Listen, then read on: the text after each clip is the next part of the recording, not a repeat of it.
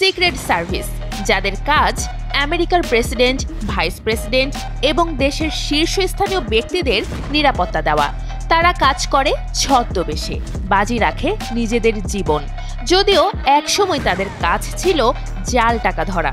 হ্যাঁ, ঠিকই শুনছেন, 1865 সালে যখন এটি প্রতিষ্ঠিত হয়, যুক্তরাষ্ট্রে তখন 30%-এরও বেশি মুদ্রা ছিল নকল, আর সেটা থামাতেই তৈরি হয়েছিল সিক্রেট সার্ভিস।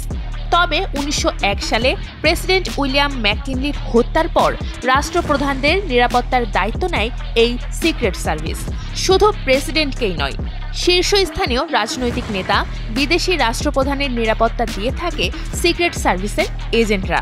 ভাবুন একবার, এই সংস্থার একজন সদস্য হওয়া কত সম্মানের ব্যাপার। কিন্তু যদি বলি মাত্র 13 বছর বয়সেই এক বালক হয়ে গেল সিক্রেট সার্ভিসের এজেন্ট, এরকমই হয়েছে ডিজে ড্যানিয়েল নামের এক বালকের সাথে। আর ঘোষণাটি এসেছে স্বয়ং মার্কিন প্রেসিডেন্ট ডোনাল্ড ট্রাম্প থেকে।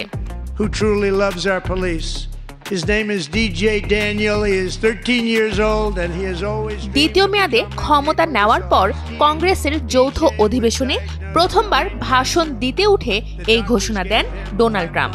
নিজের কানকে বিশ্বাস করতে পারছিল না ডিজে ড্যানিয়েল। সে সময় মার্কিন কংগ্রেসের হাউস করতালিতে আর ডিজে ডিজে ধ্বনিতে মুখর হয়ে ওঠে। 2018 সালে বিরল ক্যান্সার ধরা পড়ে টেক্সাসের বাসিন্দা 13 বছরের ডিজে ড্যানিয়েলের।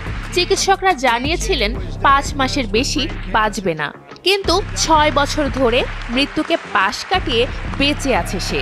একের পর এক সার্জারি সহ সমস্ত শারীরিক প্রতিকূলতাকে জয় করেছে ড্যানিয়েল। তার স্বপ্ন পুলিশ হওয়ার, সেজন্যই তার সাহসিকতাকে সম্মান জানিয়ে সিক্রেট এজেন্টের সাম্মানিক পদ দেওয়া হয়েছে।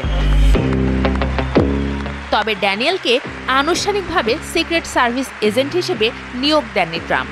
তার সাহসিকতাকে সম্মান জানাতে একটি সম্মানজনক সিক্রেট সার্ভিস এজেন্ট হিসেবে ঘোষণা করেন তিনি। সে সময় বেশ কিছু সদস্য 13 বছরের নতুন মার্কিন সিক্রেট সার্ভিস এজেন্টকে কোলে তুলে দেন। ডিজে ড্যানিয়েলকে একটি সাম্মানিক ব্যাজ পরিয়ে দেন সিক্রেট সার্ভিসের ডিরেক্টর শন কুরান।